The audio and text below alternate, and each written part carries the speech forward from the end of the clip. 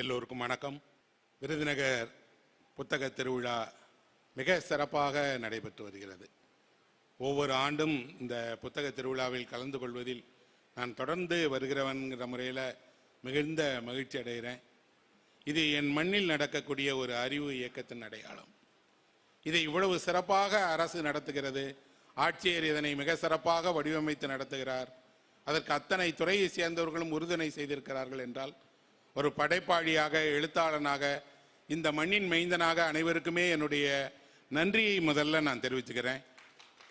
விருதுநகரின் அடையாளங்களில் ஒன்றாக இன்று விருதுநகர் புத்தக திருவிழா மாறி இருக்கிறது. புத்தகங்கள் படிக்க வேண்டுமென்றால் நூலகத்தை தவிர வேறு வழி இல்லை. புத்தக கடை என்றால் சேது என்ற என்னுடைய நண்பர் நடத்துகிற ஒரே ஒரு சிறிய புத்தக கடை, அவ்வளவுதான் இந்த ஊரில் இருக்கக்கூடிய புத்தகம் பெறுவதற்கான வாய்ப்பு. அந்த கடையே நண்பர்களுக்காகத்தான் அவர் தொடங்கினார்.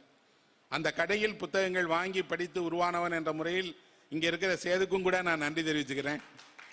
இந்த ஊர் நூலகம்தான் என்னை உருவாக்கியது. மல்லாங்கனர் என்ற கிராமத்தினுடைய நூலகமும், விருதுநகர் மாவட்ட மைய நூலகமும், விருதுநகர் விவேச்சன்னசன் கல்லூரியினுடைய மைய நூலகமும், இப்படி நூலகங்கள் உருவாக்கிய ஒரு மனிதன் என்ற முறையில் எங்கெல்லாம் புத்தகம் கொண்டாடப்படுகிறதோ, எங்கெல்லாம் புத்தகம் சார்ந்த நிகழ்வுகள் நடக்கிறதோ, இலக்கியம் சார்ந்த விழாக்கள் நடக்கிறதோ, அங்கெல்லாம் நான் செல்வேன், கலந்து கொள்வேன். அதை ஒரு சேவையாக, என்னுடைய பொறுப்புணர்வாக செய்கிறவன் என்ற முறையில் இன்றைக்கு இந்த தருணத்திற்காக நான் நன்றி தெரிவித்து என்னுடைய உரையை தொடங்குகிறேன். கதையில் வாழ்கிறார்கள் அப்படின்னா யார் கதையில் வாழ்கிறார்கள்? யார் கதைக்குள் இடமில்லாமல் இருக்கிறார்கள்? ஒரு ஊரில் பல்லாயிரம் பேர் வாழ்கிறார்கள். எல்லோருக்கும் வாழ்க்கை வரலாறு எழுதப்பட்டிருக்கிறதா என்ன? உங்க வீதியில் இருக்கக்கூடிய எத்தனை பேருக்கு வாழ்க்கை வரலாறு எழுதப்பட்டிருக்கிறது? அல்லது உங்கள் குடும்பத்தை சேர்ந்த உங்கள் தாத்தா, பாட்டி, பாட்டன், பூட்டன் யாருக்கு வரலாறு நூலாக எழுதப்பட்டிருக்கிறது? யாருக்கும் இல்லை. ஆயிரக்கணக்கான பேர் இந்த மண்ணில் பிறக்கிறார்கள், வாழ்கிறார்கள், கஷ்டப்படுகிறார்கள். அவரவர் சந்தோஷத்தை அவரவர் அனுபவித்து அவரவர் வாழ்க்கையில் எல்லாவற்றையும் பார்த்து இந்த மண்ணை விட்டு நீங்கி விடுகிறார்கள். எல்லோர் வாழ்க்கையும் எழுதப்படுவதில்லை.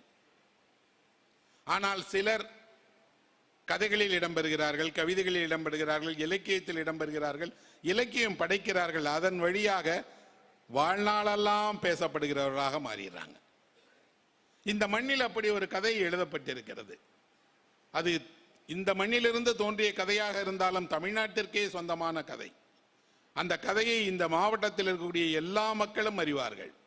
அந்த கதையை இன்று கேட்டாலும் அந்த கதை கேட்பவர்களுக்கு கண்ணீர் வரும். அந்த கதை ஒரு உண்மை சம்பவத்தை மையமாக கொண்ட கதை. உங்களுக்கு தெரிந்த கதைதான். இங்க இருக்கக்கூடிய அர்ச்சுனாபுரம் என்ற ஊரில் இருந்த நல்லதங்கால் கதை என்ற ஒரு கதைதான் இந்த மண்ணிலிருந்து பிறந்த கதை. அந்த கதை தமிழ்நாட்டில் அல்ல, இந்தியாவின் எந்த மொழியில் மொழிபெயர்க்கப்பட்டாலும் அந்த மக்கள் அந்த கதையை கேட்டு கண்ணீர் விடுவார்கள். என்ன காரணம் தெரியுமா? அண்ணனுக்கும் தங்கைக்கும் இருக்கக்கூடிய பாசத்தை பற்றிய கதை. சினிமாவில் பழைய தலைமுறையை சேர்ந்தவங்களுக்கெல்லாம் தெரியும். அண்ணன் தங்கை பாசம்னாலே பாசமலர் என்ற ஒரு திரைப்படம். அதில் நடித்த சிவாஜி கணேசன், சாவித்திரி அவர்கள் உருகி பாடுகிற அந்த பாடல், பார்வையற்ற நிலையில் அவர் நடிக்கக்கூடிய அந்த நடிப்பு மறக்கவே முடியாது.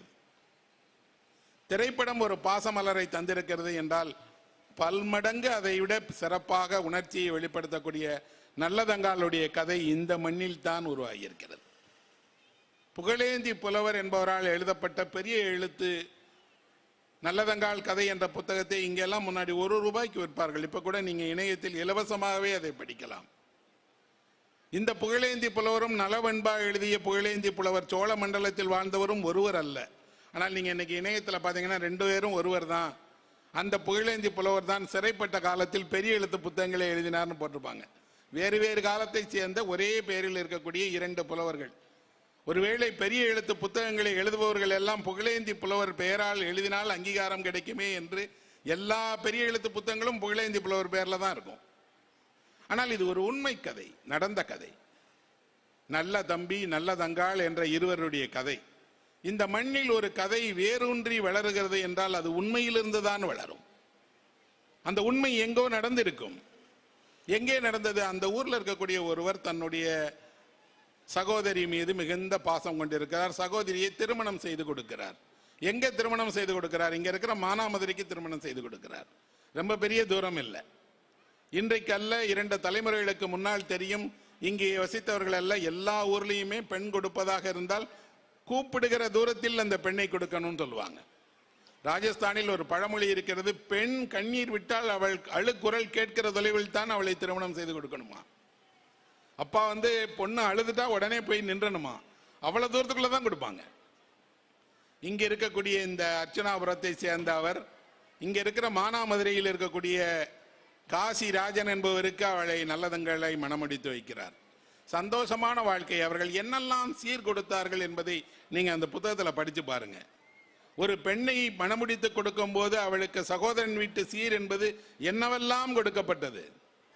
அவ மலர்களை சூடுவது என்றால் அந்த மலர்களை சூடுவதற்கு மலர்களை கட்டி தருகிற பெண் உட்பட எல்லாரையும் சீரா அனுப்பியிருக்காங்க.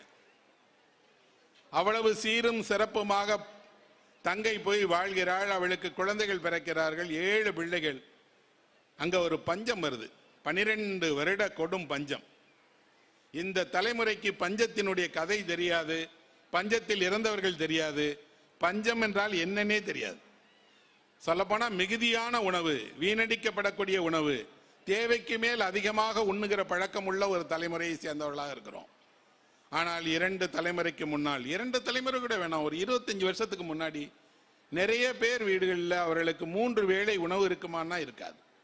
உழைப்பவர்கள் மாலையில் மிக தாமதமாக உழைத்து ஊதியம் பெற்று வந்து உணவு தயாரித்து நள்ளிரவில் உண்ணுகிற வீடுகள் எல்லாம் எனக்கு தெரியும். அதுவும் 10 வருடம் 12 வருடம் பஞ்சம் வந்தால் என்ன இருக்கும்னா, ஒரு புல் பூண்டு இருக்காது, ஒரு ஆடு மாடுக்கு குடிநீர் இருக்காது, உணவு இருக்காது, பசுவெல்லாம் பசியில் அலறுகிற ஓசை கேட்கும். அந்த மாதிரி இருக்கக்கூடிய தங்கை அண்ணனை தேடி வர்றார். எல்லா உறவுகள் ஒருவருக்கு இருந்தாலும், எத்தனையோ உறவுகள் கொண்டாடப்பட்டாலும், சில உறவுகள் தொடர்ந்து தலைமுறை தாண்டி உணர்ச்சி பூர்வமாகவே தொடர்ந்துட்டே இருக்கு. அதில் ஒன்றுதான் அண்ணனுக்கும் தங்கைக்குமான உறவு. அண்ணனும் தங்கைக்குமான உறவு என்பது அவர்கள் ஒரு தாயினுடைய வயிற்றில் பிறந்த 2 சகோதரர்களை போல அல்ல. தங்கையின் மீது அக்காவின் மீது கொண்டிருக்கக்கூடிய பாசம் வேறு என்றால் தங்கையின் மீது கொண்டிருக்கக்கூடிய பாசம் வேற. இப்ப கூட ஒன்றுமே இல்லை. ஒரு முழு தமிழகத்தையும் ஒரே ஒரு நம்பிக்கையை சொல்லி எல்லா அண்ணனையும் தங்கைக்கு ஏதாவது செய்ய வச்சிட முடியும். சில ஆண்டுகளுக்கு முன்பாக அப்படி பச்சை நிற புடவை எடுத்து கொடுத்தால் தங்கைகள் எல்லாம் மகிழ்ச்சி அடைவார்கள் என்று தமிழ்நாடே எடுத்தது. ஆனால் தங்கை நம்புகிறாள், எல்லா அண்ணனை போல அல்ல என் அண்ணன், என் அண்ணன் அப்படிப்பட்டவர் அல்ல என்று. என்ன ஆச்சரியம் என்றால், இந்த உலகத்தில் இன்றைய வரை எல்லா தங்கைகளும் அப்படிதான் நினைக்கிறாங்க. என் அண்ணன் அப்படி நடந்து கொள்ள மாட்டார். யாரோ ஒரு அண்ணன் அப்படி நடந்து கொண்டார் என்றால் என் அண்ணன் அப்படிப்பட்டவர் அல்ல. நிச்சயமாக என் அண்ணன் அவர் வீட்டுக்கு போய் நின்றால் எத்தனை நாளானாலும் என்னை கவனித்துக் கொள்வார், என் பிள்ளைகளை கவனித்துக் கொள்வார், அவர்களுக்கு தேவையான செல்வத்தை எல்லாம் கொடுப்பார். ஆனால் அவளுடைய கணவன் சொல்றான், வேணாமா போகாத. ஆனால் வர்றா, 7 பிள்ளைகளை கூட்டிக் கொண்டு அவள் நடந்து வருகிறாள். குழந்தைகளை கூட்டிக் கொண்டு, அதிலும் இப்படி ஒரு பட்டினி பசியோடு நடந்து வருகிற அந்த பெண்ணினுடைய உருவம் படித்தால் கண்ணில் தெரியுது. இன்றைக்கு எங்கேயாவது நம்ம பார்த்தோம் அப்படின்னா, இங்க இருந்து அந்த முனைக்கு போறதுக்கு ஒரு ஆட்டோ இல்லாம யாரும் போக மாட்டாங்க. காய்கறி வாங்கிட்டு உங்க வீட்டுக்கு திரும்பி வர்றதுக்கு யாருக்கும் நடந்து வருகிற உடல் வலிமை இல்லை. ஆனால் மானாமதுரையிலிருந்து அர்ச்சனாபுரத்தை நோக்கி பஞ்சத்தோடு 7 பிள்ளைகளை அழைத்து கொண்டு ஒரு பெண் நடையாக நடந்து வருகிறாள் என்றால் அந்த துயரம் கண்ணில் தெரியக்கூடிய, பார்த்தாலே கண்ணீர் வர வைக்கக்கூடியது. அவள் வருகிறாள். வருகிற நேரத்தில் அண்ணனை பார்க்கிறாள். அண்ணன் மகிழ்ச்சியாக வரவேற்கிறான். எல்லா வசதியும் செய்து தருகிறேன், நீ இங்கேயே இரு, சரியான பின்னாடி போகலாமா அப்படின்னு தங்க வைக்கிறான். ஆனால் அண்ணன் கொடுத்த வரவேற்பை அவனுடைய அண்ணி கொடுக்கவில்லை. அவளுக்கு பேரே பாருங்க வித்தியாசமா வச்சிருக்காங்க, மூலி அலங்காரி என்று. எங்க கிராமத்துல எல்லாம் இந்த பாவக்கூத்து நடத்துவர்கள் நல்லதங்கால் நடத்துவாங்க. நடத்தும் போது அந்த மூலி அலங்காரியை என்னெல்லாம் கொடுமை செய்தாள் என்றை சொல்லும் போதெல்லாம் அதை பார்த்து கொண்டிருக்கக்கூடிய பெண்களுக்கெல்லாம் அந்த மூலி அலங்காரியின் மீது கோபம் வரும். ஒருவேளை பாதி இவர்களும் அப்படிதான் இருப்பாங்க. ஆனா ஒரு கதாபாத்திரமாக பார்க்கும்போது அந்த கதாபாத்திரம் நடந்து கொள்வதை கேட்கும் போது நமக்கு கோபம் வரும். அவள் அவமானப்படுத்துகிறாள், நல்லதங்காளை எல்லா வகையிலும் விரட்டுகிறாள், உணவளிக்க மறுக்கிறாள், அவள் பிள்ளைகளை ஏசுகிறாள். அண்ணனுக்கு தன்னால் ஒரு ஏமாற்றம் வந்துவிடக்கூடாதே, தன்னால் பிரிவு வந்துவிடக்கூடாதே, இத்தனை அவமானங்களை தாங்கிக் கொண்டு ஏன் வாழ வேண்டும் என்று முடிவு செய்து 7 குழந்தைகளையும் அழைத்து கொண்டு போய் அவள் ஒரு கிணற்றில் தள்ளி தானும் இழந்த அந்த நல்லதங்காள் கிணறு என்பது இன்றைக்கும் இருக்கிறது. அப்ப நல்லதங்காள் நிஜமான பொண்ணா? எந்த கதவு இல்லத்தில் வாழ்ந்தாள், எப்போ வாழ்ந்தாள், ஏதாவது இருக்கா? இல்லை. ஆனால் 15ஆம் நூற்றாண்டில் எழுதப்பட்ட இந்த கதை 500 வருடமாக நல்லதங்காளை கதையில் வாழ வைத்துக் கொண்டே இருக்கிறது. கதையில் நல்லதங்காள் வாழ்ந்துட்டே இருக்கிறார். நிஜத்தில் ஒருவருக்கு 50 வருஷம் 100 வருஷத்துல அவங்க காணாம போயிடுவாங்க. ஆனா 500 வருடமாக நல்லதங்காள் இருக்கிறார் என்றால் அது நல்லதங்காள் அல்ல. அதன் பின்னால் ஒரு அறம் சொல்லப்படுகிறது. அந்த அறம் என்ன அப்படின்னா, அவள் தன் குழந்தைகளை எல்லாம் கொல்வதற்கு தயாராக இருக்கிறாள். ஒரு பெண் வாழ்நாளில் எடுக்கவே எடுக்காத முடிவு ஏதேனும் ஒன்று இருக்கும் என்றால் அது தன் பிள்ளைகளை கொண்டு தான் சாவோம் என்பதை எடுக்கிற முடிவு தான். அப்படி எடுக்கவே மாட்டாங்க. என்ன நடந்தாலும் பிள்ளைகளை காப்பாற்றி விடலாம், தான் பிழைத்து விடலாம், அல்லாவிட்டால் தான் தன் வாழ்க்கையை பறிகொடுத்து பிள்ளைகளை வாழ வைக்கலாம் என்றுதான் நினைப்பார்கள். இவள் கிணற்றில் அந்த குழந்தைகளை போடுவார். அந்த நல்லதங்காள் கூத்து பார்த்த எனக்கு தெரியும்.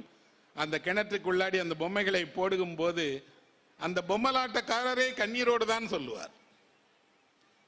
3 குழந்தைகளை போட்டுட்டா, 4வது சின்ன சின்ன குழந்தைகள், 4வது 5வது குழந்தைகள் கேட்கும், நாங்கள் மட்டுமாவது இருந்து விடுகிறோம், பசிதானே அம்மா, இனிமேல் சாப்பாடு கேட்க மாட்டோம், கண்ணீர் விட மாட்டோம், யாரிடமும் கையேந்த மாட்டோம், ஒரு செடி கொடியை போல இந்த மண்ணில் எங்கேயாவது ஒரு ஓரத்தில் இருந்துக்கிறோம், எங்களை விட்டுருமா அப்படின்னு கேட்பாங்க. அந்த அம்மா சொல்லுவோம், அப்படியெல்லாம் இல்லை மக்களே, தாய் இறந்து விட்டால் தாய் இல்லாத பிள்ளைகள் என்னெல்லாம் பாடுபடுவாங்கிறது இந்த உலகத்துக்கு தெரியும். அப்படி உங்களை விட்டுட்டு போக மாட்டேன், மகிழ்ச்சியாக சாவோம் என்று எல்லோரையுமே அவன் பறி கொடுக்கிறான். அண்ணனுக்கு விஷயம் தெரிகிறது, வருகிறான், மனைவியை கண்டிக்கிறான். தானும் அதே கிணத்தில் விழுந்து இறப்பதற்கு துணியும் போது கடவுள் வந்து அவர்களை காட்டி அவர்களை எல்லாம் அவதூதர்களாக ஆக்கிட்டாங்க. தெய்வம் அவர்களுக்கு பிரசன்னமாகி அவர்களை எல்லாம் கடவுள் அழைத்துக் கொண்டார் என்று கதை முடிகிறது. நமக்கு கதை அல்ல. ஆனால் இந்த கதைக்கு பின்னால் நான் ஒவ்வொரு முறை படிக்கும் போதும் ஒரு விஷயத்தை நான் அடிக்கோட்டிட்டே இருக்கேன். என்ன அப்படின்னா, வீடு தேடி வந்தவர்களை ஏன் அவமானப்படுத்தி கொண்டே இருக்கிறாங்க? உங்கள் உறவுகளுக்கு உங்கள் வீட்டில் ஏன் ஒரு வேளை உணவு இல்லை? அல்லது உங்கள் வீட்டில் யாரோ ஒருவர் இன்னொருவருடைய வருகையை ஏன் வெறுக்கிறார்? நல்லா தெரியும், சாதாரண நாளில் இல்லை, பஞ்ச காலத்தில் ஒருவர் வர்றார், பிள்ளைகளை கூட்டிக் கொண்டு வருகிறார். வசதியாக இருந்த காலத்தில் உங்கள் வீட்டில் வந்து இப்படி தங்கியவர் இல்லை. அப்படின்னா மனித மனதில் உண்மையில் அன்பு என்பது இல்லையா? மனிதர்கள் அன்பு என்பதை உருவாக்கி கொள்ளத்தான் வேண்டுமா?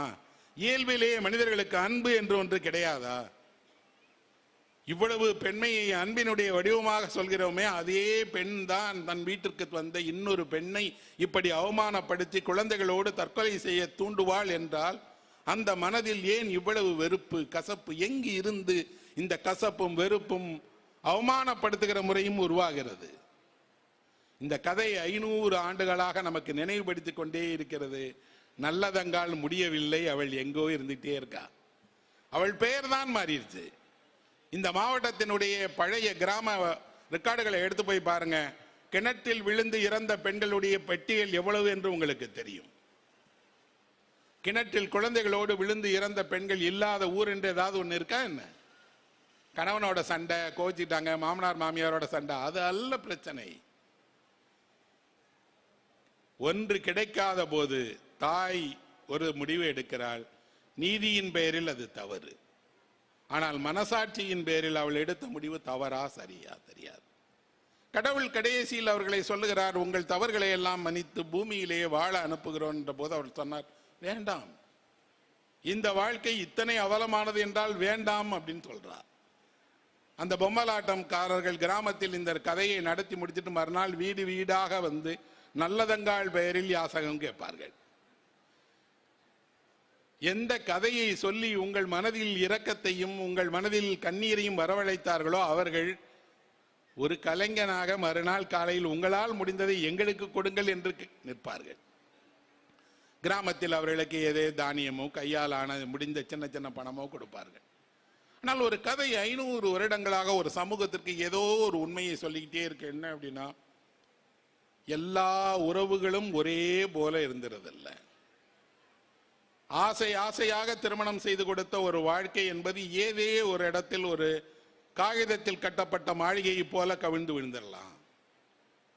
இன்னொன்று, இயற்கை பொய்த்து போகிற போது இயற்கை மட்டும் பொய்த்து போய்விடுவதில்லை, மனித உறவுகளும் பொய்த்து போகிறது.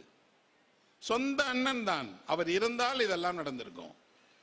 ஆனால் இது ஒரு பெண்ணுக்கு நடந்து ஒரு பெண்ணுடைய வாழ்க்கையில் முடிந்து என்றைக்கோ கதை முடிஞ்சிடல. இன்று வரை ஒரு பெண் இன்னொரு வீட்டிற்கு அவர்களுடைய அழைப்பின் பேரில் போய் அவமானப்படாமல் திரும்பி இருக்கிறார் என்று எங்காவது சொல்ல முடியுமா என்ன? அவரவருக்கு தனித்தனியான ஒரு அந்தரங்கமான டைரி இருக்கு, அதில் அவர்கள் எழுதி வைத்திருக்கிறாங்க. நாங்க இன்னார் வீட்டுக்கு போனோம், எங்களை இந்த நாளில் இப்படி அவமானப்படுத்தினார்கள் என்று.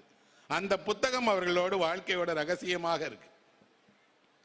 கதை என்ன செய்கிறது அப்படின்னா, இது போன்ற ஒரு கதாபாத்திரத்தை உருவாக்கி ஒரு நல்ல தம்பி என்ற ஒரு அண்ணனையும் நல்ல தங்காள் என்ற ஒரு தங்கையையும் உருவாக்கி அவர்களை தெய்வமாக மாற்றி அவர்களை வழிபட செய்து கதையின் வழியாக ஒரு நீதியை மக்களுக்கு சொல்லிட்டே இருக்காங்க. நீங்கள் அப்படி நடந்து கொள்ளாதீர்கள்.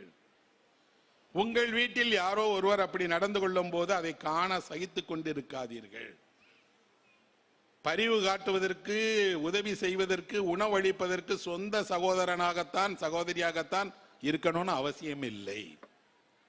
எல்லோருக்கும் ஒரே பஞ்சம், எல்லோருக்கும் ஒரே பட்டினி என்றால், எல்லோரும் ஒரே வாழ்க்கையை ஒரே போல அனுபவிக்க வேண்டும் என்றால் எல்லோரும் பகிர்ந்து உண்ணலாம். இந்த உலகிலேயே ஒரு மாபெரும் அதிசயம் போல நடக்கக்கூடிய ஒரு இடம் தமிழ்நாட்டில் இருக்கிறது. அது வடலூரில் இருக்கக்கூடிய வள்ளலாரனுடைய திருச்சபை. அங்கே இரவு பகலாக அடுப்பு எரிஞ்சுக்கிட்டே இருக்கு, உணவு தயார் பண்ணி கொடுத்துக்கிட்டே இருக்கிறாங்க. அந்த உணவு அடிப்பவர்கள் எல்லாம் விவசாயிகள். அவர்கள் கொடுக்கக்கூடிய வயல்லேருந்து கிடைக்கக்கூடிய தானியங்களை கொடுத்து அந்த அடுப்பை எரிய விடாம பார்த்துட்டே இருக்காங்க. அந்த அடுப்பு நான் பகல் இரவாக வருடக்கணக்கில் எரிஞ்சுக்கிட்டே இருக்கேன்ல. இத்தனை பேர் உணவிற்காக காத்திருக்க வேண்டிய சூழலில் தான் இன்றும் நாம் வாழ்ந்துட்டே இருக்கிறோம். ஒரு பக்கம் நாம ஒரு பெரிய அறிவியல் வளர்ச்சியை கண்டுட்டோம். செவ்வாய் கிரகத்தில் மனிதன் குடியேறலாமான்னு தோன்றோம். எல்லா நவீன உபகரணங்களும் வந்துருச்சு. இன்னொரு பக்கம் அடிப்படையில் மனிதன் அதே அவல நிலையில், அதே பட்டினியில், அதே பசியில், அதே போல அவமானத்தில், அதே போல சொந்த சகோதரனால் புறக்கணிக்கப்பட்ட நிலையில் வாழ்ந்துட்டு இருக்காங்கன்னா இந்த வாழ்க்கை பெரிய மாற்றத்தை சந்திக்கவில்லை. 500 வருடத்துக்கு முன்னாடி இருந்த கதையில வரக்கூடிய இதே விஷயங்கள் மாறிக்கிட்டே இருக்கு. இன்றைக்கு இன்னொரு தலைமுறைக்கு என்ன தெரியாம போயிருச்சுன்னா, இப்படியெல்லாம் நம்முடைய தாத்தன் பாட்டன் காலத்தில் வாழ்ந்தார்கள்ங்கிற தகவல் கூட தெரியாது. அவர்களுக்கு நல்லதங்காலும் தெரியாது, நல்ல தம்பியும் தெரியாது, பெரிய எழுத்தும் தெரியாது, பெரிய எழுத்து புத்தகமும் தெரியாது. இதெல்லாம் சென்ற தலைமுறை தேவையில்லாமல் மனதில் போட்டு வைத்திருக்கக்கூடிய, தேவையில்லாமல் பரணில் தூக்கி வீசி எறிய வேண்டிய பொருட்கள் இல்லை நண்பர்களே. இந்த வெளிச்சம் எல்லா காலத்திற்குமானது, எல்லா காலத்தையும் வழிநடத்தக்கூடியது. எந்த மொழியில் வேண்டுமானாலும் இப்படி ஒரு இலக்கியத்தை நீங்கள் அறிமுகப்படுத்தி பாருங்கள். அது மண்ணிலிருந்து உருவான கதை என்பதால் அது ஒட்டும். உலகமெங்கும் இப்படி கதையில் வாழ்பவர்கள் நிறைய பேர் மக்கள் மனதில் வாழ்ந்துட்டே இருக்கிறாங்க. சில ஆண்டுகளுக்கு முன்பு லண்டனில் ஒரு பெரிய திருட்டு நடைபெற்றது. அந்த திருட்டை பத்திரிகைகள் எல்லாம் போட்ட போது அந்த பத்திரிகைகளுக்கு வாசகர்கள் கடிதம் எழுதுவாங்க இல்லையா, அதுல ஒரு வாசகர் கடிதம் எழுதியிருந்தார், இது போன்ற திருட்டை நீங்கள் கண்டுபிடிக்க வேண்டும் என்றால் உடனே ஷெர்லாக் ஹோம்ஸை வேலைக்கு அமர்த்துவோம் அப்படின்னு. ஷெர்லாக் ஹோம்ஸ்ங்கிறது ஒரு கதாபாத்திரம், கதையில் வரக்கூடிய ஒரு துப்பறிவாளர், நிஜமான துப்பறிவாளர்களுக்கு கதையில் வரக்கூடியவர் தான் நேர்ல வரணும்னு சொல்றான். அந்த அளவுக்கு ஒரு கதாபாத்திரம் ஒரு தேசத்தில் உண்மையை கண்டுபிடிக்கக்கூடிய ஒரு மனிதனாக இருக்கு. 2 மாதங்களுக்கு முன்பாக எனக்கு ஒருவர் ஒரு நாள் காலையில் அழைத்தார். சார், நான் ஒரு ஊருக்கு போயிருந்தேன், அங்கே உங்கள் கதையில் வரக்கூடிய ஒரு கேரக்டரை பார்த்தேன், அவர் கூட பேசிகிட்டு இருந்தேன் அப்படின்னு சொன்னார். என்ன சொன்னார்னோடனே, சார் நீங்கள் பழனியப்பன் ஒருத்தரை பற்றி எழுதியிருக்கீங்க, அந்த பழனியப்பனை நான் மீட் பண்ணிட்டேன், பழனியப்பன் நிறைய விஷயங்களை என்கிட்ட ஷேர் பண்ணார் அப்படின்னு சொன்னார். நான் சொன்னேன், நான் அப்படி பழனியப்பன் எழுதியிருக்கேனே சொன்ன தவிர நீங்கள் சொன்ன ஆளை எழுதலை அப்படின்னு சொன்னேன். சார், அவரே சொல்கிறாரு என்னை தான் எழுதியிருக்காருன்னு, நீங்கள் இல்லைன்னு சொல்கிறீங்களே அப்படின்னார். நான் சொன்னேன், அவர் சொல்லலாங்க, ஆனால் எழுதுன நான் சொல்கிறேன் அவரை இல்லை அப்படின்னு. இல்லை சார், அவரை தான் சொல்லிவிட்டு அவர் நினைக்கிறார் கதாபாத்திரங்கள் எல்லாம் எங்கோ பேர் இல்லாமல் வாழ்ந்துட்டு இருக்கிறாங்க. எழுத்தாளர்கள் அவர்களுடைய வாழ்க்கையை எடுத்து கொண்டு வந்து வேறு பேரில் அல்லது கொஞ்சம் இடத்தை அல்லது சூழலை மாற்றி வெளியிடுறாங்க. கதையில் வரக்கூடிய கதாபாத்திரங்கள் யாரும் கற்பனையானவர்கள் அல்ல, நிஜமானவர்கள். இப்ப கூட ஒரு மக்கள் ஒரு கதை படிக்கிறாங்கன்னா, கதை படிக்கும் போது அவர்கள் என்ன நினைக்கிறாங்கன்னா, இதெல்லாம் எங்கேயோ நடக்குது அல்லது நடந்துட்டு இருக்கு, நடந்தது, அவர்களை இவர்கள் பெயர்களை மாற்றி எழுதியிருக்காங்கன்னு நம்புறாங்க. இந்த உலகில் ஒரு ரோமியோ ஜூலியட் தோன்றவில்லை, ஆனால் கதையில் ஒரு ரோமியோ ஜூலியட் வந்ததுனாலேயே ரோமியோ ஜூலியட் வந்துட்டே இருக்காங்க. அம்பிகா அமராவதி கதையெல்லாம் கதையில் உருவானதுதான். அப்படி நிஜமா நடந்ததா சோழ நாட்டில்? எதுவும் இல்லை. ஆனால் அவர்கள் எழுந்துட்டே இருக்கிறாங்க. ஒரு கண்ணகி நிஜமான பெண்ணா? கோவலன் குறிப்பிட்ட ஊரில் குறிப்பிட்ட இடத்தில் வசித்த நிஜமான மனிதனா? நமக்கு தெரியாது. ஆனால் இலக்கியம் அவர்களை நிஜமான மனிதர்களைப் போல, நிஜமான கதாபாத்திரங்களைப் போல, நிஜமான வாழ்க்கையில் நடக்கக்கூடிய எல்லாவற்றையும் சொல்ல வைப்பதால் அவர்களை நிஜம் போல நம்மளும் பார்க்கிறோம். அதிலும் ஷேக்ஸ்பியர் போன்ற ஒரு உலகையே வியக்க வைக்கக்கூடிய மாபெரும் எழுத்தாளர், நாடக ஆசிரியர், அவர் எழுதிய எல்லோருமே நம்ம எல்லோருக்கும் தெரிஞ்சவங்களா இருக்காங்க. மேக்பத்தை, ஹாம்லெட்டை, சீசரை, பலரையும் இன்னைக்கு ஜனங்கள் அவர்களுக்கு தெரிந்த அறிந்த பக்கத்து வீட்டிற்காரரை போல, ஊரை சேர்ந்தவரை போல தெரிந்து வைத்திருக்கிறார்கள் என்றால் கதாபாத்திரங்கள் அல்ல. அவர்கள் கதையில் உருவான வெறும் கதையில் உருவான மனிதர்கள். அவர்களுக்கென்று ஒரு தனி வாழ்க்கை இருக்கு. ஷேக்ஸ்பியருடைய மேக்பெத் அப்படிங்கிறதை நான் என்னுடைய கல்லூரியில் பாடமாக படித்தேன். ஆனால் அந்த மேக்பெத் என்பவர் வெறும் கதையில் வரக்கூடிய, நாடகத்தில் வரக்கூடிய கதாபாத்திரம் அல்ல. நம் வாழ்க்கையில் எப்பவுமே நாம சில நேரங்களில் மேக்பெத்தா நடக்கிறோம், ஹாம்லெட்டா நடக்கிறோம். ஒவ்வொரு முறை நடந்து கொள்ளும் போதும் இது மேக்பெத்தினுடைய பார்வையாயிற்றே என்று நமக்கு தெரியுது. யார் மேக்பெத்? அவனுக்கே ஒரு அரசாட்சி கிடைக்க போகிறது, அவனுக்கே அரசு சொந்தமாக போகிறது. அரசர் அதை சொல்வதற்காக அவன் வீட்டுக்கு வர்றார். மறுநாள் அல்லது அடுத்த நாள் அவன் ஒரு குறுநில மன்னன் ஆயிடுவான். ஆனால் ஆத்திரப்பட்டு அந்த இரவு வீட்டில் தங்கிய விருந்தாளியாக வந்தவரை அவனே கொலை செய்கிறான். கொலை செய்ததோடு அந்த கொலையை மறைக்கிறான். மறைத்ததோடு அதிகாரத்தை கைப்பற்றி தானே அரசனாயிடுறான். எப்பெல்லாம் உங்களுக்கு தானாக கிடைக்க வேண்டிய தருணம் வருகிறதோ அதை அவசரப்பட்டு நீங்களாக கையில் எடுத்தால் அது குற்றமாகத்தான் நடக்கும். அந்த குற்றத்தை நீங்கள் தான் உருவாக்குகிறீர்கள், அது தானாக உங்களுக்கு வரும். ஆனால் நீங்க காத்திருக்கல. ஏன் மேக்பெத் அப்படி நடந்துக்கிறான்? கிடைக்காம போயிடும் அப்படின்னு. பலருக்கும் இந்த வாழ்க்கையில் இருக்கக்கூடியது அவநம்பிக்கை என்னன்னா, எனக்கு அது கிடைக்காம போயிடும் சார், எனக்கு பதவி கிடைக்காம போயிடும் சார், எனக்கு வேலை கிடைக்காம போயிடும். அவசரப்பட்டு ஒரு அடி தவறாக முன்னெடுக்கிறான். அவன் கொலை செய்தது அல்ல, விருந்தாளியாக வீட்டுக்கு உறங்கிக் கொண்டிருந்த ஒருவரை கொன்றதுதான் குற்றம். குற்றத்தில் மன்னிக்க முடியாத குற்றம் என்ன என்றால், உங்களை நம்பி உங்கள் வீட்டில் அவர் ஆழ்ந்த உறக்கத்தில் இருக்கிறார், முழிச்சிட்டு இருக்கல.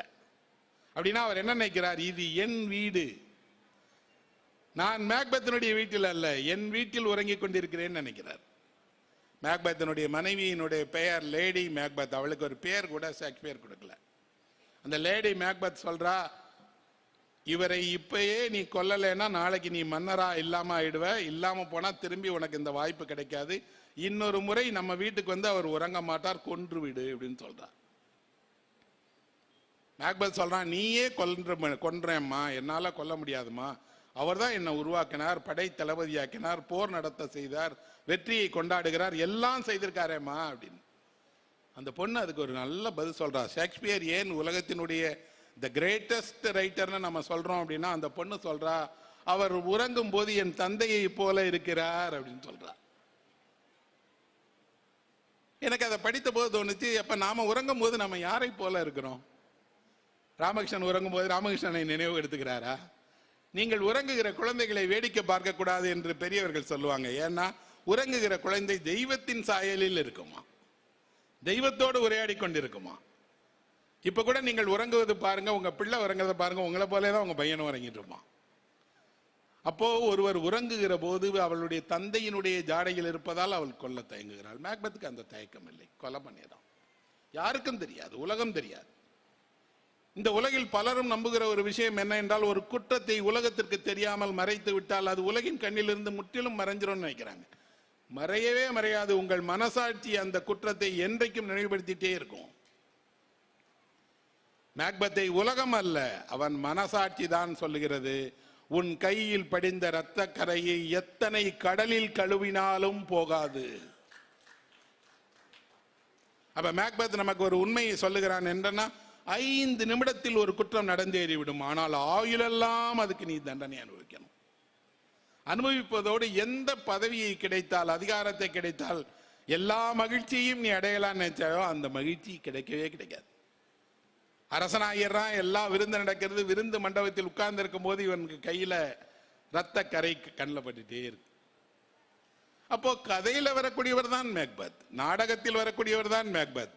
ஆனால் அவர் யாருக்கு நினைவுபடுத்துகிறார்? எல்லோருக்கும் ஒன்றை நினைவுபடுத்துகிறார், உங்களை நம்பி வந்தவரை ஒருபோதும் இப்படி வன்கொலை செய்யாதீர்கள், நம்பிக்கை துரோகம் செய்யாதீர்கள், அதிகாரத்தை பெறுவதற்காக குற்றம் புரியாதீர்கள். குற்றம் உலகம் அறியாமல் இருந்தாலும் உங்கள் கைகளில் இரத்த கரையை படிய வைக்கும் என்ற உண்மையை சொல்லிட்டே இருக்கு. அப்படின்னா ஷேக்ஸ்பியரனுடைய கதாபாத்திரம் ஒன்று வாழ்நாளெல்லாம் மனிதனை போக்கி அவனுக்கு அறிவுரை சொல்வதற்காக, வழிகாட்டுவதற்காக இருந்துகிட்டே இருக்கதான் நினைக்கிறேன். மலையாளத்தில் ஒரு எழுத்தாளர், புகழ்பெற்ற எழுத்தாளர், அவர் ஒரு பள்ளி ஆசிரியராக இருந்து எழுத்தாளரானவர். அவருடைய பெயர் காரூர் நீலகண்டன் பிள்ளை என்று, ஒரு பெரிய எழுத்தாளர். நம்ம ஊர்ல ஒரு கி ராஜநாராயணன் என்று இருந்தது போல, சுந்தரராமசாமி இருந்தது போல அந்த ஊர்ல பெரிய புகழ்பெற்ற எழுத்தாளர். ஆனால் அவர் அதிகம் ஆசிரியர்களை பள்ளி கல்வியை பற்றியே எழுதினவர். அவர் ஒரு கதை எழுதியிருக்கிறார். 50 வருஷம் இல்லை 60 வருஷத்துக்கு முன்னாடி வச்சுக்கலாம். அப்போ ஒரு பள்ளிக்கூடத்தில் நடந்த, தனியார் பள்ளிக்கூடத்தில் நடந்த ஒரு சம்பவத்தை கதையாக எழுதியிருக்கிறார். ஒரு தனியார் பள்ளிக்கூடம், அங்க 180 மாணவர்கள் படிக்கிறாங்க. கிராமத்தில் இருக்கிற சின்ன பள்ளிக்கூடம், அதுக்கு ஒரு தலைமை ஆசிரியர் இருக்கிறார். இந்த பள்ளிக்கூடத்துக்கு வரக்கூடிய மாணவர்கள் எல்லாம் என்ன செய்வாங்க அப்படின்னா, மதிய உணவு கிடையாது, காலை உணவு கிடையாது, அதெல்லாம் அரசு வழங்குகிற இப்போதைய திட்டங்கள். அந்த காலத்தில் வீட்டில் இருந்து தான் அவர்கள் சாப்பாடு கட்டி கொண்டு வரணும். எனக்கே நன்றாக நினைவு இருக்கிறது, எங்க பள்ளிக்கூடத்துக்கு வரக்கூடிய மாணவர்கள் எத்தனை விதமான தூக்காளி கொண்டு வருவாங்க, எத்தனை விதமான டிஃபன் பாக்ஸ் வச்சிருப்பாங்க. நல்ல டிஃபன் பாக்ஸ் கூட பலர்ட்டையும் இருக்காது. அதெல்லாம் வசதியான நடுத்தர வர்க்கத்தை சேர்ந்தவர்கள் வீட்டு பிள்ளைகள் தான் டிஃபன் பாக்ஸ் அழகாக கொண்டு வருவாங்க. இதுவும் இல்லாமல், தூக்குவாளியும் இல்லாமல், பொட்டலம் கட்டி சோற்றை கொண்டு வரக்கூடியவர்களையும் தெரியும். என்ன கொடுத்து விடுவதற்கு என்று வீட்டில் தெரியாமல் கிழங்கு கொடுத்து விட்ட பெண்கள் இருந்தார்கள். ஆனா இந்த கிராமத்தில் வரக்கூடிய பையனுக்கு என்ன இருக்குன்னா, அவங்க அம்மா அவனுக்கு ஒரு சோற்றை பொதியாக கட்டி ஒரு சோற்று பொட்டலத்தை கொடுத்து அனுப்பிடுறாங்க. இதை கொண்டு போய் படி மகனேன்னு அவன் கொண்டு வந்து வச்சுட்டு வகுப்புக்கு போயிடுறான். எல்லா மாணவர்களும் ஒரே இடத்துல சாப்பாடை வச்சுட்டு போயிடணும். மதிய நேரத்தில் எல்லோரும் வருவாங்க, அவங்கவுங்க சாப்பாடு எடுத்து சாப்பிடுவாங்க. அந்த பையன் மதியம் வந்து பார்க்குறான், அவன் சோத்து பொட்டலத்தை காணும். அந்த பையனுக்கு சோற்று பொட்டலத்தை யார் தேடி இருப்பாங்க? அது சின்ன ஒரு ஏழையினுடைய ஒன்றும் இல்லாத வீட்டிலேருந்து வந்திருக்கக்கூடிய ஒரு சோத்து பொட்டலம். இதை யார் திருடினாங்க? அவன் ஒவ்வொருத்தரையா கேட்குறான், சக மாணவர்கள்ட்ட கேட்குறான், யாரும் பார்க்கலப்பா, இங்கே தான் வச்சேன், இந்த வரிசையில் தான் இருந்ததுங்கிறான், யாருக்கும் தெரியல. தலைமை ஆசிரியரிடம் போய் கண்ணீர் விட்டு சொல்கிறான், எங்கள் அம்மா இருந்த சோத்தெல்லாம் எனக்கு பொட்டலம் கட்டி கொடுத்தாங்க சார், அதை யாரோ திருடிட்டாங்க சார். என்னப்பா பண்ண போறேன்னு கேட்டால் அவன் சொல்கிறான், எனக்கு யாரும் சாப்பாடு கொடுக்க மாட்டாங்க, அதனால நான் என்ன பண்ணேன்னு தெரியல, நீங்கள் தான் சார் அதை கண்டுபிடிச்சு தரணுங்கிறாரு. கண்டுபிடிச்சு தரனா சாப்பாடை எடுத்தவன் சாப்பிட்ருப்பான்பா, யார் கூடயாவது சாப்பிடுங்கிறாரு. அந்த பையன் அழுதுகிட்டே நிற்கிறான். யார் திருடி இருப்பார்கள்? அவருக்கு இந்த குற்றம் அல்ல, அவருக்கு என்ன முதன்மையாக தலைமை ஆசிரியருக்கு தோன்றுகிறதுன்னா, பள்ளியில் சோற்றை திருடி சாப்பிடுகிற ஒருவர் இருக்கிறார் என்றால் எவ்வளவு அவலமாக இருக்கிறது. திருடி சோற்றை சாப்பிடுகிற வறுமையில் உள்ள இந்த பையன் யார்? 180 பேரில் யாரோ ஒருத்தன். அவன் பள்ளிக்கூடத்தில் யாரோ ஒருத்தர் வச்சிருக்கக்கூடிய சாப்பாடை சாப்பிட்றதுக்கு திருடி சாப்பிட்றான்னா காலையில் சாப்பிடாம வந்துட்டானா? எப்படி அவன் திருடி இருப்பான்? அவனை எப்படி விசாரிக்கிறது? ஒவ்வொருத்தரையா கூப்பிட்டு நீ சாப்பாடை திருடினியான்னு கேட்கணுமா? மாணவர்களை இப்படியெல்லாம் விசாரிப்பது முதல்ல நாகரிகமா? ஆனால் வேற வழி இல்லை, எல்லாரையும் கூப்பிடுறாரு. நான் எடுக்கல சார், நீ எடுக்கல சாருங்க. ஒரு பையன் சொல்றான், அவன் எடுத்துருப்பான் சார்ன்னு. அவனை கேட்டால் அவன் சொல்றான், நானே சாப்பாடு கொண்டு வந்துருங்க சார், நான் ஏன் சார் எடுக்க போறேன். இப்போ மாணவர்கள் எல்லாம் இதை திருடலைன்னு கண்டுபிடிச்சிட்டார். ஆனால் அங்க இருக்கக்கூடிய ஆசிரியர்களை விசாரிக்கணும். அவருக்கு என்னன்னா, ஆசிரியர்களிடம் போய் இப்படி கேட்க முடியுமா நம்ம? சார் நீங்க யாராவது சாப்பாடு பொட்டலத்தை திருடிட்டீங்களான்னு கேட்கட்டா ஆசிரியர்கள் எவ்வளவு மன வருத்தப்படுவாங்க. சரி கேட்கலன்னா ஆசிரியர்களா வந்து சொல்றாங்களா அப்படின்னா, ஆசிரியர்கள் சொல்றாங்க எங்களெல்லாம் கேட்கக்கூடாது சார் இப்படி. இவருக்கு பள்ளியில் நடந்த அந்த விஷயம் மாலை வரை மனதை உறுத்திட்டே இருக்கு. இவ்வளவு ஆண்டு கால வரலாற்றில் பள்ளியில் எத்தனையோ சிறு சிறு பொருட்கள் காணாமல் போயிருக்கு. பை காணாமல் போயிருக்கு, நோட்டு காணாமல் போயிருக்கு, புத்தகம் காணாமல் போயிருக்கு. ஆனால் சாப்பாடு காணாமல் போனது இதுதான் முதல் முறை. யாரை தண்டிப்பது? அந்த அழுத பையனுடைய முகம் அவர் நினைவில் இருக்கு. ஒரு மதிய உணவு இல்லாமல் அம்மா கொடுத்த உணவை யாரோ திருடிட்டாங்கன்னு அழுத அந்த பையனுக்கு நாம என்ன சமாதானம் சொல்வது? யாரும் இல்லை, யாரும் திருடலை. ஆனா அந்த இது எங்க போச்சு? பள்ளி முடிந்து எல்லாரும் வீட்டுக்கு போயிடுறாங்க, அவரும் வீட்டுக்கு போறாரு. அன்று இரவு அந்த பள்ளியினுடைய மேனேஜருக்கு ஒரு கடிதம் வருகிறது. அந்த கடிதத்தை எழுதியது யாருன்னா தலைமை ஆசிரியர். அவர் எழுதுகிறார், என்னுடைய இத்தனை ஆண்டு கால பள்ளியினுடைய வாழ்க்கையில் இப்படி ஒரு விஷயம் நடந்ததே கிடையாது. நான் உண்மையில் யாருக்கு வருத்தப்படுறதுன்னு தெரியல. பசங்களுக்கா, பசங்களை இப்படி சாப்பாடோட அனுப்புற தாய்மார்களுக்கா, குடும்பத்திற்கா, அல்லது திருடி உண்ணுகிற பையனுக்கா, யாருக்கு வருத்தப்படன்னு தெரியாது. ஆனால் எனக்கு இதை கையாள தெரியாத ஒரு தலைமை ஆசிரியராக இருக்கிறேன்னு குற்ற உணர்வோடு இருக்கேன். அந்த அழுத பையனுடைய முகம் என் நினைவில் வந்துட்டே இருக்கு, என்னை தொந்தரவு செய்கிறது. அதனால் நான் ஒரு உண்மையை ஒத்துக்கொள்கிறேன், நான் தான் அந்த உணவை திருடியவன். யார் சொல்றா? பள்ளிக்கூடத்துடைய தலைமை ஆசிரியர். உங்களுக்கு ஆச்சரியமாக இருக்கும், ஒரு பள்ளியினுடைய தலைமை ஆசிரியர் ஒழுக்கத்துக்கு அடையாளமாக இருக்க வேண்டியவர், வழிகாட்டுதலுக்கு அடையாளமாக இருக்க வேண்டியவர், ஒரு மாணவன் கொண்டு வந்த ஒரு சோத்து பொட்டலத்தை திருடி உண்ணுகிறேன் என்றால் நான் எந்த அளவு அவலத்திற்கு வாழ்ந்திருக்கேன்னு உங்களுக்கு தெரியக்கூடாதா? அன்றைக்கெல்லாம் தனியார் பள்ளியில் ஆசிரியர்களுக்கு ஊதியம் குறைவு, இன்றைக்கும் குறைவுதான் வைங்க. ஆனால் அந்த ஊதியம், அவர் சொல்லுகிறார், நீங்கள் தருகிற ஊதியத்தை கொண்டு என்னால் என் குடும்பத்தை நடத்த முடியல. ஒருவேளை சாப்பிட்டு விட்டு பள்ளிக்கு வந்தால் மயங்கி விழுந்துடுவேன். இன்றைக்கும் அப்படித்தான் வந்தது. காலையில் சாப்பிடாம பள்ளிக்கு வந்துட்டேன். மயங்கி விழ போகிற நேரத்தில் பசங்க சாப்பாடு தானே என்று நான் ஒரு பையனுடைய சாப்பாடை எடுத்து சாப்பிட்டுட்டேன். நான் சாப்பிடுகிற நேரத்தில் என் மனதில் சாப்பாடு தெரிந்தது, நான் மயங்கி விழக்கூடாதுன்னு தெரிந்ததே தவிர கண்ணீர் விடுகிற சிறுவனுடைய முகம் தெரியவே இல்லை. ஆனால் நான் எடுத்து சாப்பிட்டுட்டேன். சாப்பிட்டதோட யார் கேட்க போறாங்கன்னு நினைச்சேன். பசங்க தானே, அவங்களுக்குள்ள சாப்பிட்டுருவாங்கன்னு. ஆனால் அந்த பையன் அந்த குற்றத்தை எனக்கு நினைவுபடுத்தினான். இனி நான் ஆசிரியராக இருக்க தகுதியற்றவன், ஆகவே என்னை பதவியிலிருந்து நீக்கி விடுங்கள் அப்படின்னு அவர் கையெழுத்து போட்டிருக்கார். இது மலையாள பத்திரிகையில் வெளியாகி, புத்தகமாக வெளியாகி, கேரளா முழுவதுமே பேசப்பட்டதோடு ஆசிரியர்களுக்கு உரிய ஊதியம் வழங்கப்படுகிறதா? ஆசிரியர்கள் 3 வேளையும் உணவு அருந்திவிட்டு தான் வருகிறார்களா? மாணவர்களுக்கு முறையான காலை உணவு, மதிய உணவு தரப்படுகிறதா? கிடைக்காத மாணவனுக்கு அந்த உணவு கிடைப்பதற்கு என்ன வசதி பண்ணி இருக்கிறோம் என்ற பொது விவாதம் ஒரு சமூகத்தில் உருவாகிறது. இந்த தலைமுறையில் அல்ல. இன்று நாம் பெருமையோடு சொல்லிக்கொள்ளலாம், அரசு காலை உணவு வழங்குகிறது, மதிய உணவு வழங்குகிறது. மாணவர்களுடைய உடல் ஆரோக்கியத்திலும் அறிவு ஆரோக்கியத்திலும் இணையாக கவனம் செலுத்துகிறது. ஆனால் 50-60 ஆண்டு காலத்துக்கு முன்னாடி இப்படிதான் நடந்தது என்றால், இப்படி ஒரு கதையை படித்தால், கதையில் வரக்கூடிய ஒரு தலைமை ஆசிரியரை படித்தால், அவர் எழுதிய கடிதத்தை படித்தால் நமக்கு ஒரு விஷயம் தெரிகிறது. என்ன என்றால், இதையெல்லாம் நிஜமா நடந்திருக்குமா? வெறும் கற்பனை தானா? யாரோ ஒரு வருஷமா பொழுது போகாம இப்படி ஒரு ஆசிரியரை பற்றி கற்பனை பண்ணி எழுதிட்டாரா? ஒரு சமூகம் ஏன் இப்படி நடந்திருக்கலாம் என்று நம்புகிறது? அப்படின்னா கதையில் ஒன்று எழுதப்பட்டு விட்டால் அதன் பின்னால் சொல்லப்படாத உண்மை இருக்கிறது என்று மக்களுக்கு தெரிகிறது.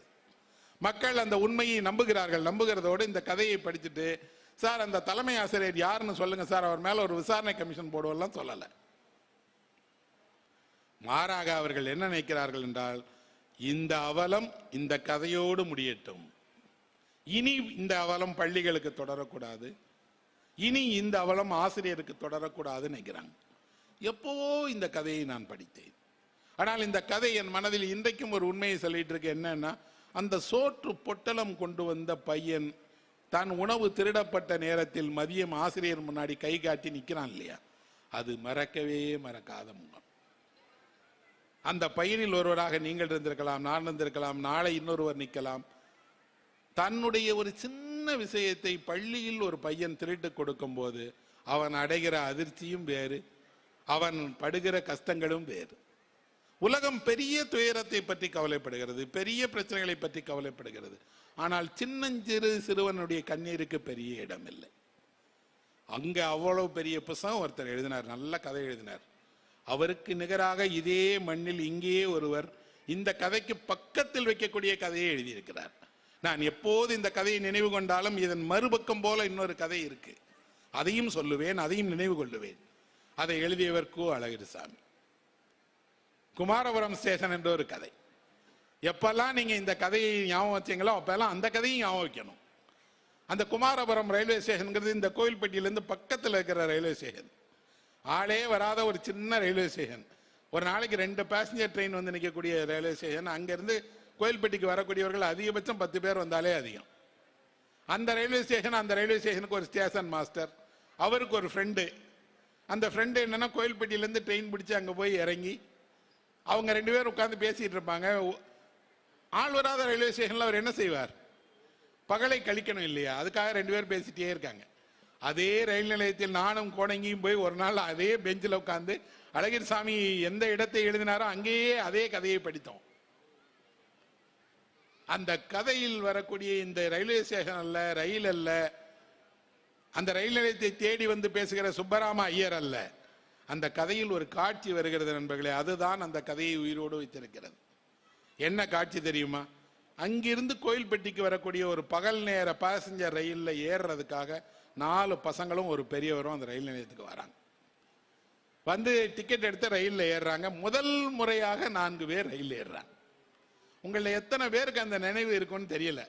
நீங்க எப்போ உங்க வாழ்க்கையில் முதலாக ரயில் ஏறினீர்கள்? ஆனால் முதலாக ஒருவர் ரயில் ஏறி போற பயணம் அவர் வாழ்நாளில் மறந்திருக்க மாட்டார். ஏன்னா ரயில் போகும்போது சுற்றி இருக்கக்கூடிய காட்சிகள் எல்லாம் ஓடத் தொடங்கும். ஒவ்வொரு சிறு நகரத்திலும் ரயில் நிற்கும். சின்ன ஸ்டேஷன்ல ரயில் நிற்கும் போதெல்லாம் ஆச்சரியத்தோடு வெளியே பார்ப்பீங்க. இன்றைக்கு நிறைய சின்ன ரயில் நிலையங்கள் எல்லாம் இல்லை, ஆனால் நிறைய சின்ன ரயில் நிலையங்கள் இருந்தது. இந்த பசங்க ஏறி ரயிலில் உட்கார்ந்த உடனே ரயில்ல ஒருவர் வர்றார். அவர் அழகான ஒரு கதாபாத்திரம். அவர் வந்து திருநெல்வேலி ஜங்ஷன்ல ஹோட்டல் நடத்தக்கூடிய ஒருவர். அவர் திருநெல்வேலியிலேருந்து இந்த ட்ரெயின் போகிற மதுரைக்கு இடையில் வழியில கொண்டு போறதுக்கு சாப்பிட்றதுக்கு அவ்வளவு பலகாரங்கள், பண்டங்கள், காஃபி எல்லாம் கொண்டு வருவார். அவர் இந்த பசங்களை கேட்கிறாரு, என்ன அப்படின்னா, எதுக்குடா பசங்களை நீங்க வந்திருக்கிறீங்க அப்படின்னு. அதற்கு அவர்கள் சொல்றாங்க, என்ன அப்படின்னா, நாங்கள் பள்ளிக்கூடத்தில் படிப்பதற்கு சேருவதற்காக வந்திருக்கிறோம். எங்க படிக்க போறீங்க? கோயில்பட்டியில ஒரு ஸ்கூல் இருக்கு, அந்த ஸ்கூல்ல சேர்ந்து 7ஆம் வகுப்பு சேர்க்கறதுக்காக போறோம் அப்படின்னு. 7ஆம் வகுப்பில் நகரத்தில் இருக்கக்கூடிய ஒரு பள்ளியில் சேருவதற்காக 4 பசங்க அவங்கள கூட்டிட்டு ஒரு பெரியவர் ஏறார். அந்த பசங்களுக்கு ஆங்கிலம் தெரியாது. அதனால கிராமத்தில் ஒரு ஆசிரியர் ஆங்கிலம் சொல்லி கொடுத்து அவர்களை ஆங்கிலம் படிக்கிற பள்ளிக்கு கூட்டிட்டு போறார்.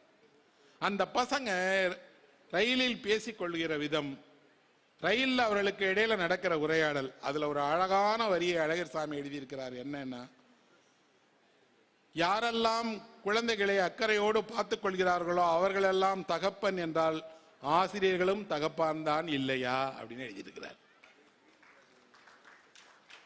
அந்த பெரியவர் சொல்றாரு, யாரு பிள்ளைங்களை அக்கறையோட பார்த்துக்கிட்டாலும் அவங்க எல்லாம் தகப்பன் தானே, ஆசிரியர்களும் தகப்பன் தாயா, அதனால அவங்கள பள்ளிக்கூடத்துக்கு கூட்டிட்டு போங்க. அவர்கள் கோயில்பட்டிக்கு வந்து இறங்குறாங்க. வந்து இறங்கினால் அங்க இருக்கக்கூடிய ஒரு போர்ட்டர் அவர்களை கூட்டிட்டு போய் சாப்பாடு கொடுத்து தங்க வச்சு பள்ளிக்கூடத்துக்கு கூட்டிட்டு போய் அவங்க கலந்து கொள்ளக்கூடிய பரீட்சையை எழுத வைத்து அவர்களுக்கு தேர்வுக்கான இடம் கிடைக்க வைக்கிறார். தேர்வு எழுதுகிறார்கள். ஆங்கிலத்தில் தேர்வு. இந்த பசங்க படிச்சதெல்லாம் எழுதிடுறாங்க. ஆனால் ஆச்சரியமான ஒரு விஷயம் இருக்கு. என்னன்னா, இந்த பள்ளிக்கூடத்தினுடைய தலைமை ஆசிரியர் தான் இவர்கள் ரயிலில் பார்த்த ஒருத்தர். இவங்களை பக்கத்தில் உட்கார்ந்து ரயிலில் பார்த்துட்டு வந்த ஒருவர். கதை அதுவல்ல.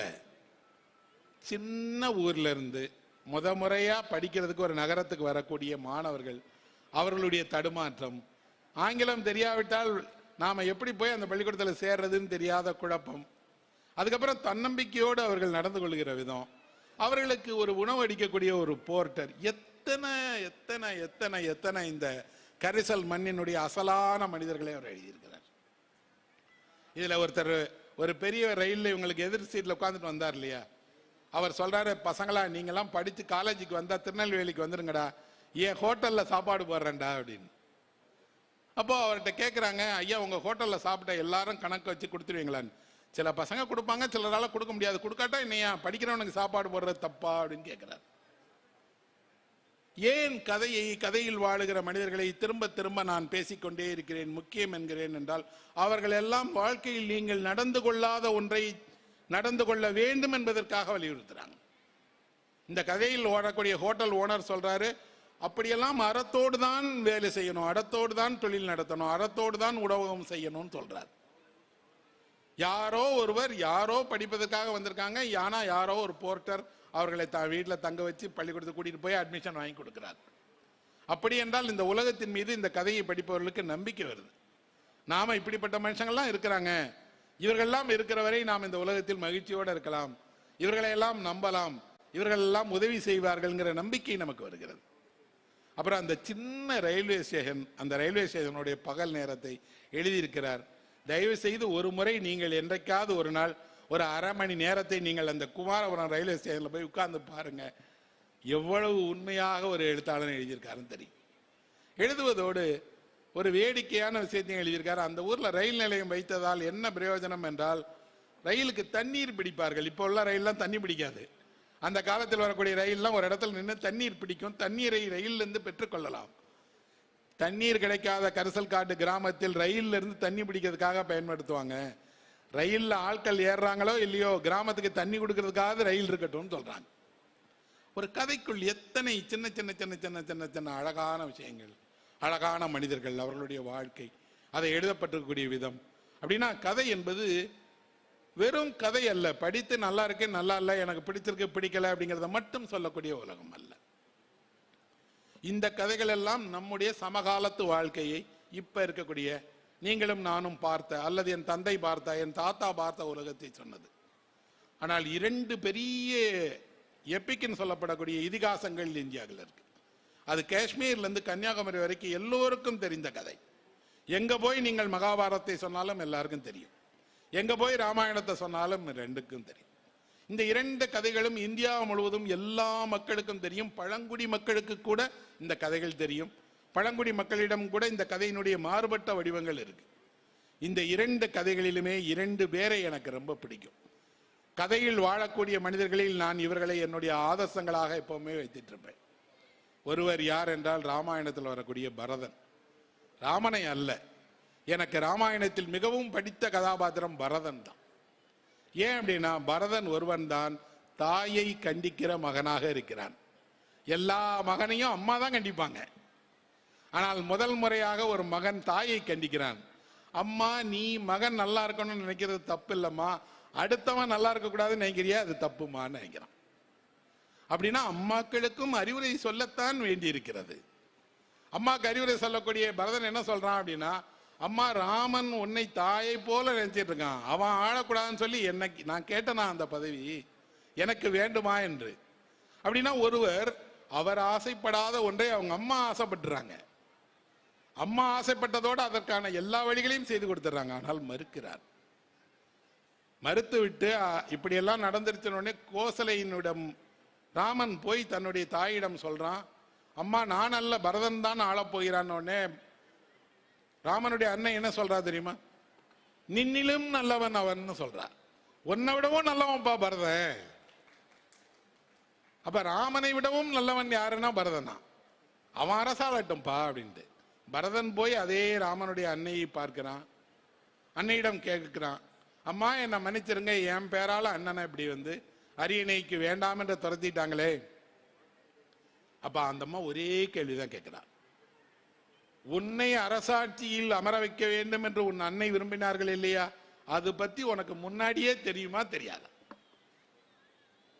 அப்படின்னா உன் விருப்பத்தின்படி தான் உங்க அம்மா கேட்டாங்களா, உன் விருப்பம் இல்லாம கேட்டாங்களா? அம்மா, எனக்கு தெரியாது, எனக்கு அதை பற்றி நான் அறிந்து கொள்ளவே இல்லை. அப்ப போதும்பா, இது தப்பு இல்லப்பா, உன் தப்பு இல்லப்பா, விட்டுருப்பான்றாங்க.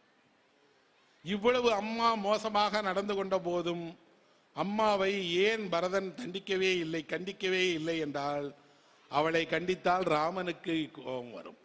ராமன் தான் சொந்த தாயை விட இவங்களை அதிகம் நேசிக்கிறான், அதுக்காக நேசிக்கிறான். ஒரு கதாபாத்திரத்தை உருவாக்கும் போது அந்த கதாபாத்திரம் எத்தனை பேரிட்ட எவ்வளவு நெருக்கடி இருக்கு. சரிப்பா, இவ்வளவு பெரிய நின்னனும் நல்லவன்னு சொல்ற பரதன் என்ன நல்லது செஞ்சிட்டான்? அப்படியெல்லாம் முன்னாடி எதுவும் எந்த நல்லதையும் சொல்ல மாட்டாது ராமாயணம். ஆனால் ஒரு விஷயம் சொல்லுகிறது, மனதிலும் தீங்கு நினைக்காதவன் ஆவான். செயல் அல்ல, மனதிலும் கூட பரதன் நல்லவன் தான் அப்படின்னு. அப்படின்னா ஒரு ராமாயணத்தை படிக்கக்கூடிய நாம் பரதனாக நடந்து கொள்ள போகிறோமா?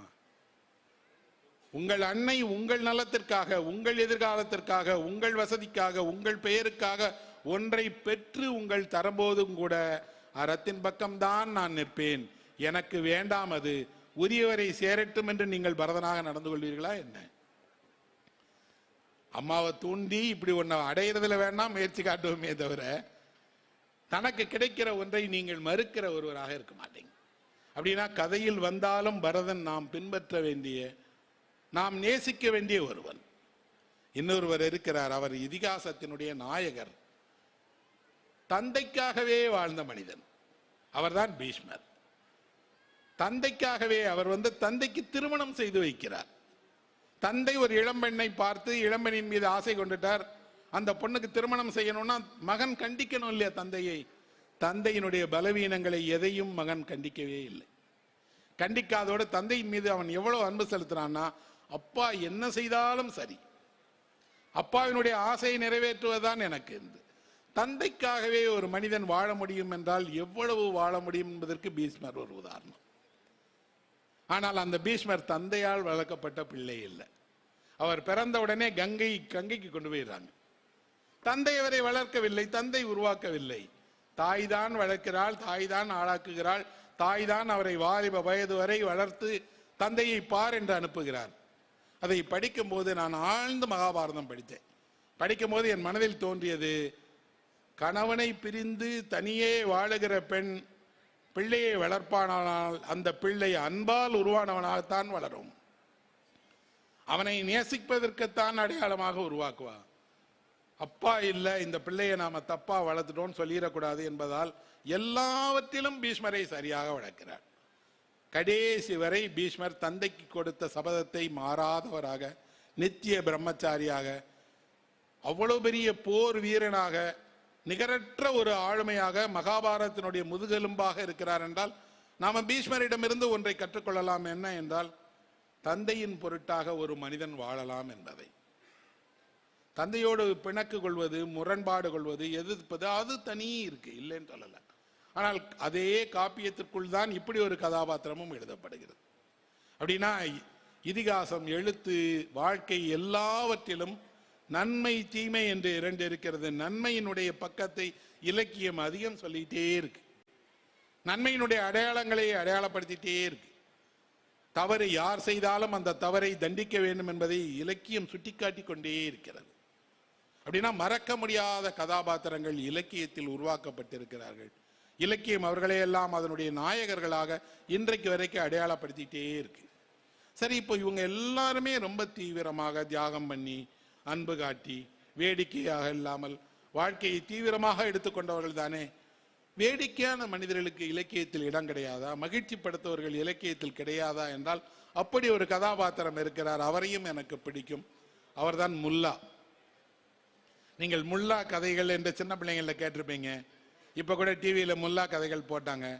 நிறைய நூலகத்துக்கு போனா முல்லா கதைகள்னு இருக்கும். முல்லா நசுருதீனுடைய கதை.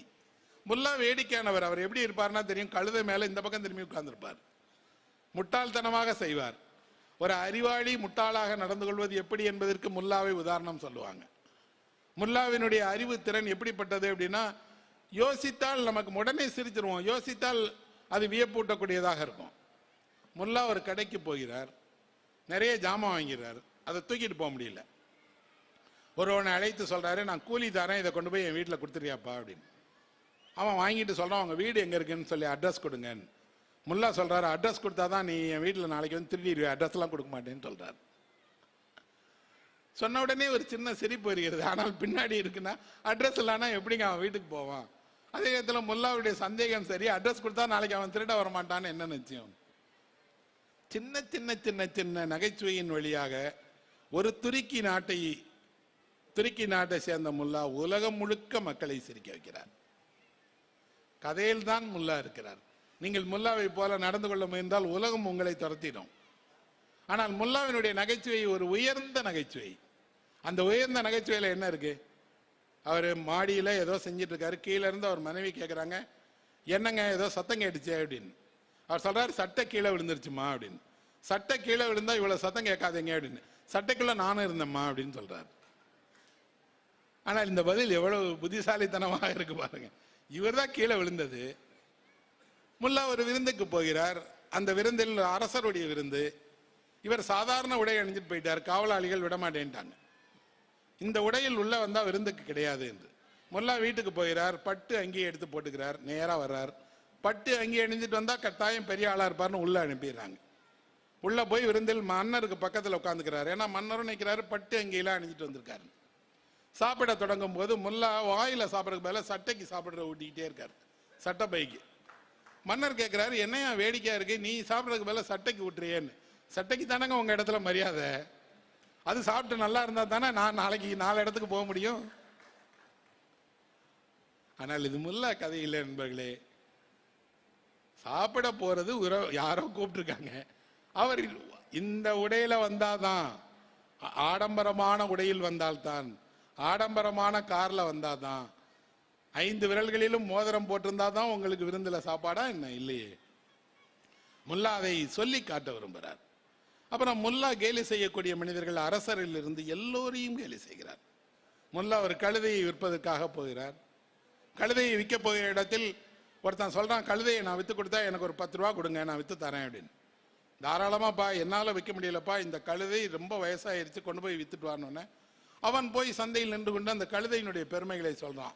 இந்த கழுதை அதனுடைய திறமை என்ன தெரியுமா? இது குதிரையை விட ஓகவா ஓடும், இந்த கதிரைக்கு மந்திர சக்தி இருக்கிறதுன்னு நிறைய பொய்களை அடுக்கிட்டே இருக்கான். எவ்வளவு விலைக்கு விற்கலாம்? இவர் 20 ரூபாய்க்கு விற்று 10 ரூபாய் அவனுக்கு கொடுத்துடலாம் நினைச்சார். அவன் சொல்ல சொல்ல சொல்ல மார்க்கெட்ல அந்த கழுதைக்கு 200 ரூபாய் விலை வந்துடுச்சு. 200 ரூபாய்க்கு ஒருவர் கேட்கும் போது திடீரென்று ஒரு குரல் கேட்கிறது, 210 ரூபாய்க்கு நான் வாங்கிக்கிறேன் அப்படின்னு. யாருன்னு கேட்டா முல்லா தான். அவன் கேட்கிறான், நீங்க ஏன் வாங்கிக்கிறீங்க? நீ இவ்வளவு பெருமை உள்ள கழுதைன்னு எனக்கு தெரியாதேப்பா. ஆனால் அவர் கழுதையை அல்ல, சந்தையினுடைய பொய்களை நமக்கு அம்பலப்படுத்துகிறார். சந்தையில் எந்த பொருளையும் பொய் சொல்லி கூவி விற்க முடியும், உங்க தலையிலே கூட கட்டிட முடியும். அப்போ ஒரு முல்லா கதையில் வந்தாலும் கூட கதையில் வந்த மனிதர் அல்ல. வேடிக்கையான, உலகத்தையே மகிழ்ச்சிப்படுத்துகிற, உலகமெங்கும் இவருக்கு என்று ஒரு ரசிகர் பட்டாளங்களை கொண்டிருக்கக்கூடிய, கதையில் நிரந்தரமாக வாழ்ந்துட்டே இருக்கக்கூடிய மனிதர்கள். இந்த எல்லாம் சொல்லி நேரம் கருதி ஒரே ஒரு கதையோட என் உரையை முடிக்கிறேன். அது எனக்கு ரொம்ப விருப்பமான ஒரு எழுத்தாளருடைய கதை. அவர் பிரபஞ்சன். எனக்கு ரொம்ப ரொம்ப என்னுடைய வாழ்க்கையில் ஒரு உற்ற தோழமையாக இருந்தவர். ஒன்றாக நான் சென்னையில் அவரோடு அழைந்து தெரிஞ்சிருக்கிறேன். அவர் ஒரு மிகச்சிறந்த நிறைய கதைகள் எழுதியிருக்கார். ரொம்ப நல்ல கதை ஒன்று எழுதியிருக்கார். கதையினுடைய பெயர் மீன் அப்படின்னு. நீங்க ஒரு தடவை அந்த கதையை ஒருத்தர் படிச்சா நாக்கில் எச்சி ஊறாமல் உடனே மீன் சாப்பிடணும்னு ஆசை வராமல் இருக்கவே இருக்காது. ஒரு கடற்கரை புதுச்சேரியில் வாழக்கூடிய கிராமணி என்ற ஒருவர், அவருக்கு 3 வேளை மீன் வேணும். காலையில, மத்தியானம், நைட்டு வேணுங்கிறதோட அவருக்கு ஜலதோஷம் வந்துட்டா உடனே அதுக்கு ஒரு மீன் சொல்லுவார். காய்ச்சல் அடிச்சா அதுக்கு ஒரு மீன் சொல்லுவார். உடல் நோவு வந்தார் அதுக்கு ஒரு மீன். அவருக்கு எல்லாமும் மீன் மீன் மீன். அந்த அம்மா வீட்டில் மீன் சமைச்சு கொடுத்துட்டே இருக்கணும். அதுல ஒன்னொன்னையும் எப்படி சமைக்கணும்னு வேற சொல்லுவார். எந்த நேரத்திலும் ஒரு பெரிய மீனோட வீட்டு வாசல்ல வந்து நின்றுவார். அந்த அம்மா சமைத்து கொடுத்து முடியாது. ஆனால் அவரை எப்பனாலும் சொல்லுவார், அதை செஞ்சிருமா, இதை செஞ்சிருமா, இந்த சுறாவை புட்டு வச்சிருமா, இந்த நெத்திலியை வறுத்துருமான். இந்த அம்மா தான் போய் மீன் வாங்க போகணும். கதையில் வரக்கூடிய கிராமணி அல்ல, சமைத்து தரக்கூடிய இவர் அல்ல. பிரபஞ்சன் எழுதிய மகத்தான மனுஷி யார் என்றால் அந்த மீன் விற்பவர் தான். அந்த பவுனு என்று சொல்லக்கூடிய மீன் விற்கக்கூடிய அம்மா சந்தையில் உட்கார்ந்து மீன் விற்கிறார். 4 பேர் கேட்பாங்க, 4 பேருக்கும் பதில் சொல்லிட்டே வேலை பார்ப்பாங்க. அந்த அம்மாவுக்கு ஒரு பழக்கம் இருக்கிறது. என்னன்னா, அது சொன்ன விலைக்கு நீங்க வாங்கிக்கணும், இல்லைன்னா கோச்சுக்கிடும். கோச்சுக்கிறதோட அது சொல்லும், உங்களை ஏமாத்தி நான் என்ன பெரிய வீடு கட்ட போறேன்னா, போமா அப்படின்னு துரத்தி விடும். ஆனால் அதனுடைய வாடிக்கையாளர்கள் அந்த அம்மா சொன்னால் நல்ல மீன் தான் தரணும் வாங்குவாங்க. இந்த பவுனு என்ற அம்மாவை இந்த கிராமணியினுடைய மனைவிக்கு ஏன் பிடிக்கும்ங்கிறதுக்கு ஒரு கதை சொல்லுகிறார். ஒரு நாள் அவங்க ஒரு மீன் வாங்குறாங்க, 5 ரூபாய் சொல்றாங்க. இந்த அம்மா 4 ரூபாய்க்கு கேட்குறாங்க, பேரம் படியலை. அந்த அம்மா, நீ ஓசி கொண்டு போ, நீ சமைச்சு உன் வீட்டிலே வச்சுக்கோ, எனக்கு காசு கொடுக்க வேணாம்னு கொடுத்துட்டாங்க. இப்போ ஒரு கார் வருது. கார்லேருந்து ஒரு பணக்கார வீட்டு அம்மா வர்றாங்க. இறங்கி நேராக வந்து இந்த அம்மா கையில் இருக்கக்கூடிய மீன் அப்படிங்கிட்டு இந்த 5 ரூபான்னு அந்த அம்மாட்ட சொல்கிறாங்க. அந்த அம்மாவுக்கு கோபம் வருது, உன் பண திமிரை வந்து என்கிட்ட காட்டுறியா? நான் ஒரு ஆளுக்கு மீன் கொடுத்துட்டேன்னா அவங்களுக்கு தான், அதுக்கு மேலே நீ கோடி ரூபா கொடுத்தாலும் உனக்கு மீன் தர மாட்டேன் போ அப்படிங்குது. இந்த அம்மாவுக்கு கோவம், நான் காரில் வந்திருக்கேன், 5 ரூபாய்க்கு பதிலாக 10 ரூபா கொடுத்தா அந்த மீனை கொடுக்க வேண்டியதானே, உனக்கு லாபம் சம்பாதிக்கலாம். நம்ம அந்த அம்மா சொல்லுது, லாபம்லாம் சம்பாதிக்க வேணாம், நான் ஒழுக்கமாக இந்த இடத்துல தொழில் பண்ணணும்னு நினைக்கிறேன். இந்த அம்மா என் நிரந்தர வாடிக்கையாளர், இந்த அம்மாவுக்கும் எனக்கும் இடையில எப்படி வேணாலும் கொடுப்போம், வாங்கிக்கிடுவோம், நீ உன் திமிரை காட்டுறதுக்கு இது இடம் கிடையாது போ அப்படின்னு துரத்தி விட்டுருது.